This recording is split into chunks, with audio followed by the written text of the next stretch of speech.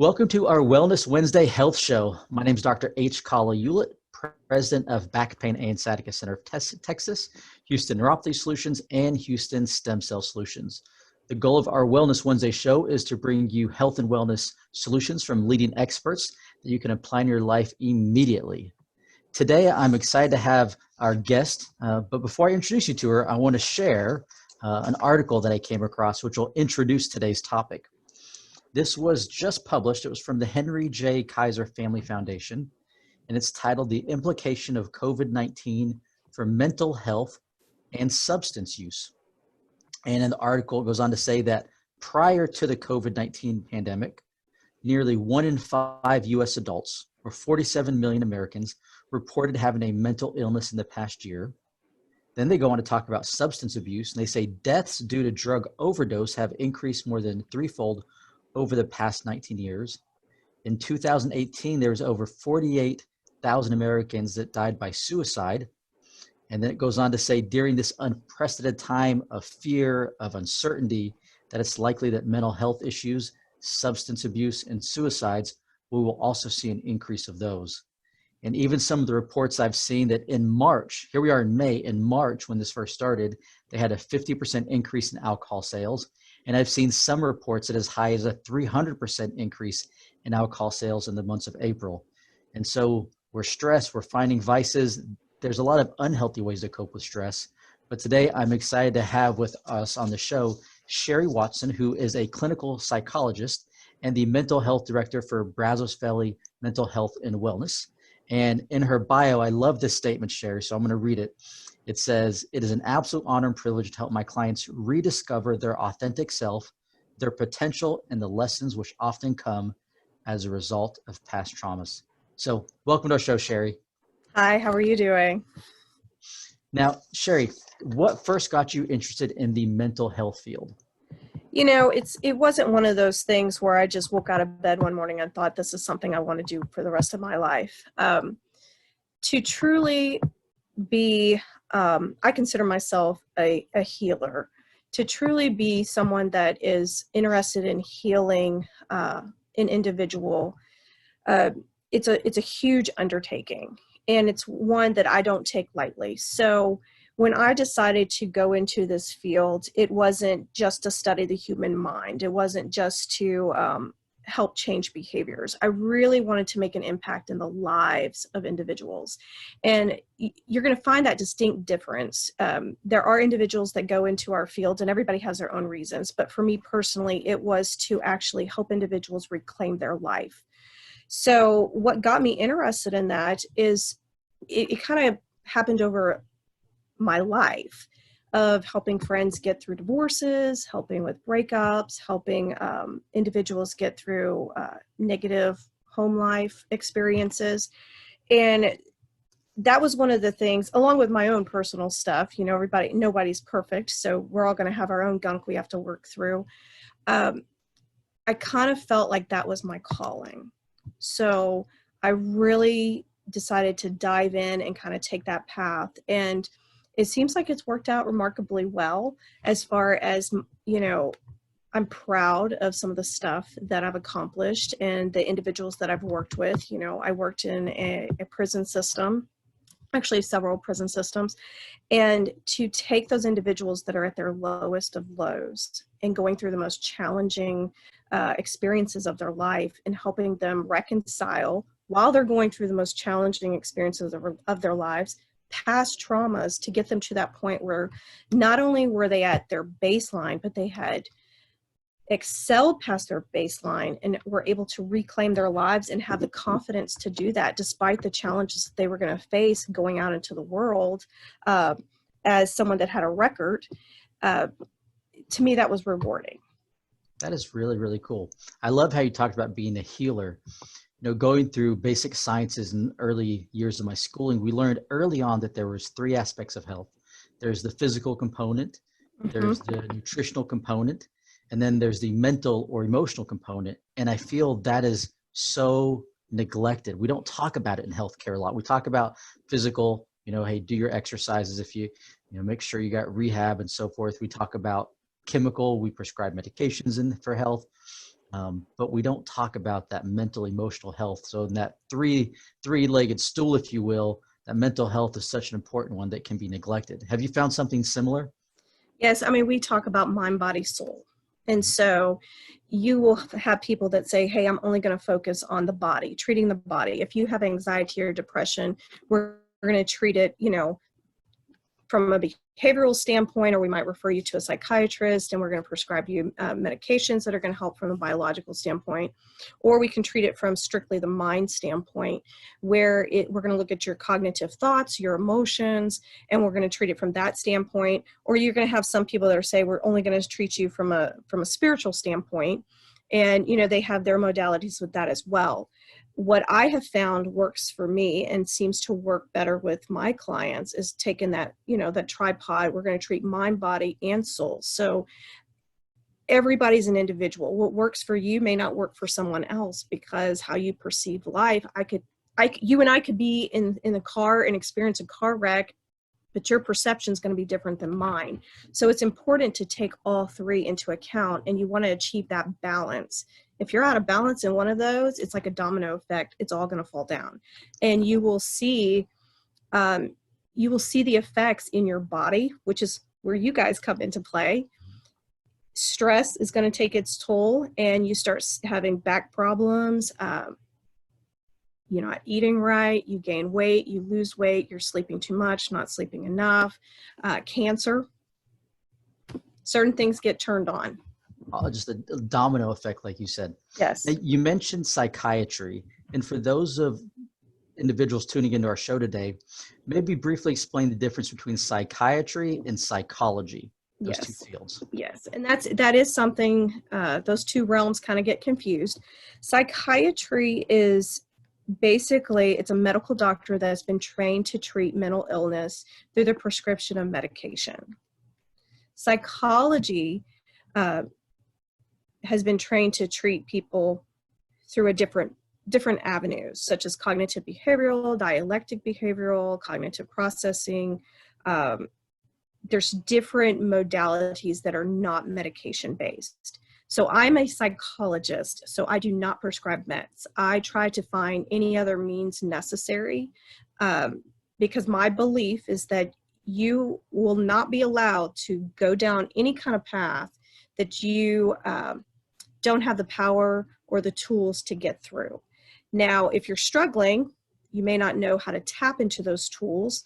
So that's where I would come in, and I might have to reintroduce some tools to you, or show you different ways of managing stress, anxiety, depression. But I believe 9 times out of 10, we can get you there without medication. Good. So it sounds like much more of a holistic, natural approach. We're very holistic. We're very natural. Okay. Very cool. It's a good distinction. That way someone's trying to determine which path they need to go on. If they're just looking for a pill that's going to alter their mood versus, hey, I actually want to work through some solutions and get to the root of it. That's more, when you see a patient, is it usually for a series of time? Because to work through some of these past traumas that we've had, it can take a few sessions, or sometimes weeks, months, or years. It depends on what you've went through. So I always tell my clients, don't compare your path to someone else's path. I've had clients come in here and say, well, I know that other people have it a lot worse than me, and I shouldn't be experiencing these symptoms. And you really can't look at it that way. If you've went through past traumas, childhood traumas, and it's been a series, a continuation, it might take you a little bit of time to go through all of that stuff and process through it. It might take you 6 months. It might take you a year. But someone that has, maybe they're just feeling depressed and they don't really know why. It might take them 6 weeks, 6 months, or a year, same time frame, to uncover what's making them depressed. So very personalized based on that individual. Yes. I like you mentioned it, like, hey, if we're both driving down the road, we have different perspectives. We see different things. And I talk to my patients about it here. And even with my children or my wife, I call it the lens. It's like we all have a pair of glasses on. And depending on our past experiences, our past mentors, parents, childhood teachers, just everything that from our past plays a role, that shapes and develops the lens in which we view whether today's going to be an amazing day, today it's too hot outside, today's going to be a terrible day, right? Is the glass half empty or full, as they sometimes say. That's correct. That's but correct. we've all been in this same, I call it COVID environment, the past 2 going on 3 months. And I've seen just in our practice here, so many different responses. Same experience, but different people have different lenses, how they view the situation. And it's causing some people to, hey, this is no big deal, life's going on. I see other people just extremely stressed out. Can you talk a little bit more about the effects of stress that you're seeing, or with your current clients, or just you're seeing overall in the psychology field right now? I'll talk about my personal experiences with my clients. And you've got to keep in mind, the clients that I see, they were already not in a good place. That's why they were coming here. I saw a sharp decline. One of the things that when I'm talking with my clients, I encourage them to get out, to stay connected, don't isolate. So when COVID-19 happened, there was that social isolation. You're not getting out of your house. So a lot of my clients, the treatment gains that we had, we actually lost. So they regressed. So I had clients that were spending 20 out of 24 hours in bed, not getting out of bed for, several days at a time, not brushing their teeth, not eating right. They might eat a bag of cheese puffs and not take a shower for 4 or 5 days. And so I'd see them the next week, and you definitely could tell they were disheveled. So a lot of individuals that were experiencing suicidal ideation. So I saw a decline from that standpoint. People that are more extroverted seem to handle it not so well as compared to people that were introverted. So that's what I was experiencing. I also, You mentioned, I'll just briefly, you mentioned suicidal tendencies, and it just broke my heart when I heard this. We take care of several law enforcement individuals here in Montgomery County. And there was a point, end of March, beginning of April, where they were like, look, doc, we've had more suicides in Montgomery County, a sharp increase in suicides that far surpasses COVID deaths. I don't know the current stats, and that was just really heartbreaking. They said one individual, they thought they had COVID-19, and they had these images in their minds, so they, unfortunately committed suicide with their child in their house.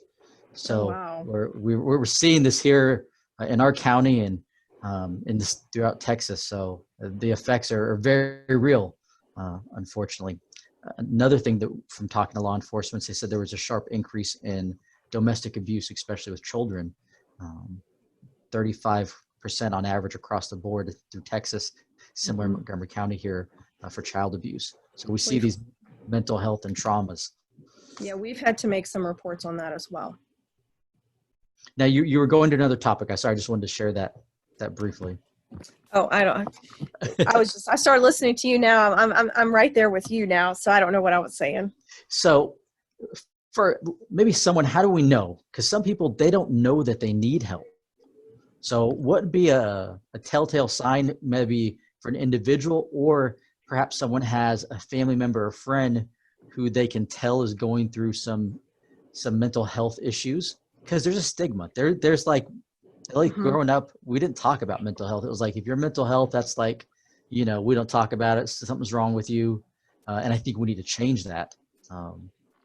So maybe first, how do we just address the issue of mental health with a loved one to help them get the help they need?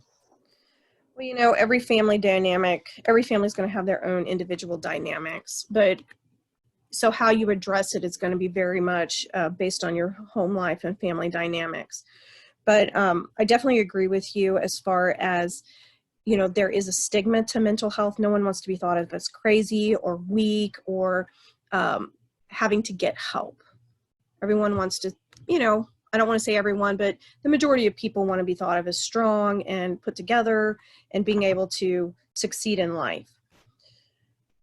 If you find that you or your loved one is either sleeping too much or not at all, you find your eating habits have changed, you're not wanting to get out of bed, you're not wanting to leave the house, So, I mean, even with the restrictions in place, at least in our area, you can still get outside. You can still walk outside. You can still exercise.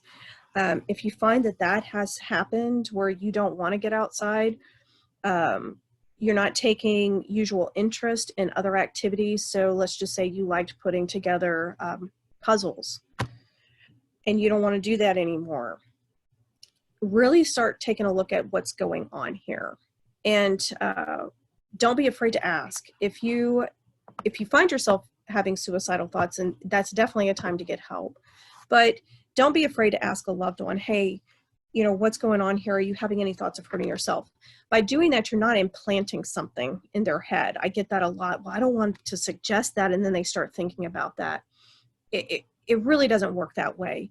What you're trying to assess is, are you having those thoughts? And they'll either say yes or no.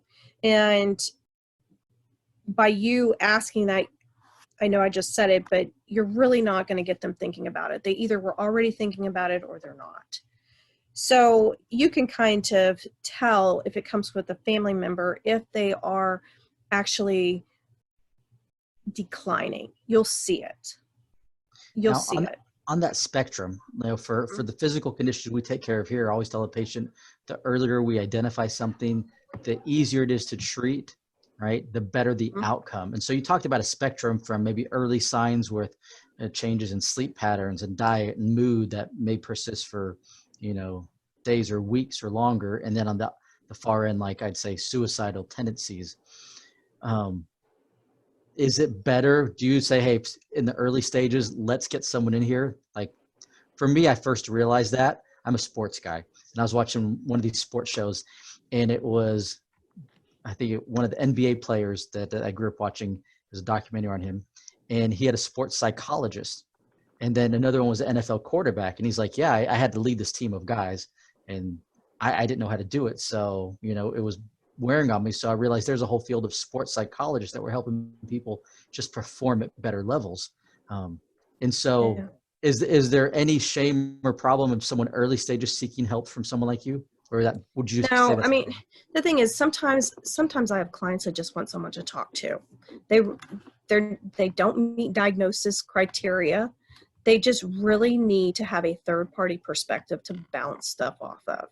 And that's what we're rather have someone come in and says, hey, I'm having a little bit of difficulty over here or challenges over here, that I can help them sift through that versus waiting for that downward spiral where you're almost hitting rock bottom.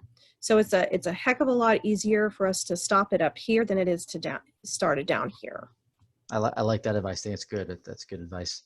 Now, for people at home right now who maybe they've been at home for the last 8+ weeks, they're starting to get out a little bit as restrictions have been lifted. What are some things that people at home can do if they find themselves being more depressed or getting into this funk? What's maybe 1 or 2 take-home strategies? Okay. Well, I think what you're going to see, you know, at the beginning of COVID, what I was seeing is a lot of depression and anxiety. And with society, I say society as a whole, with us reopening everything, what I'm seeing a lot of is more anxiety. So now there's an expectation, hey, you're going to have to go back to work. You're going to have to go out and get groceries. You're going to have to come into contact with other people that might have and be asymptomatic. So some of the tips that I give people is to watch your breath. So I know that some people roll their eyes at me and go, really, are you kidding me? Well, your breath is very important. So just breathing through the nose, breathing out through the mouth, you're giving your body that oxygen. And there's the simplest way I know how to explain it is pretend there's a switch in your brain. And if you do not get enough oxygen going into your body, the switch turns on and it puts you into this hypervigilance state. So think fight, flight, freeze. We don't want to go there, especially if you have a history of trauma. You're probably naturally predisposed to turn that switch on like that. We don't want that. So the breath is very important. The more oxygen you get in your body, the less likely that little switch is going to turn on. So being mindful of your breath, breathe in and breathe out. I also recommend progressive muscle relaxation. And so that's where you just kind of close your eyes, or you can keep them open and you just kind of feel in your body where you feel tension. A lot of people hold tension in their shoulders, Yeah. and you see it like that. So just rolling the shoulders or pulling them forward. I have a lot of my clients pull your shoulders forward and tell me what you feel. And a lot of times they're like, it feels really sore. That's where you're holding your attention. So doing exercises to loosen up those muscles, let that stress out. Go to a chiropractor. Let them figure out, things are going to be off balance. Let you guys kind of work on that to manipulate the muscles and the spine to release that tension. It's all about releasing the tension. Self-care. I had a client today that said, I feel guilty for even going and buying shoes. I feel guilty for even coming here and trying to take care of myself. Let's work through that guilt, because in order for you to take care of anybody else, you have to take care of yourself. It is almost an obligation. If you want to be the best parent, the best husband, the best wife, the best daughter, you've got to take care of the body that you're in. So go have that massage, go for that walk, go for that run, take that long hot bath, take that shower, go to bed at a normal time. I know our sleep schedules are all kind of off, but set a sleep time, same time to bed, same time to rise.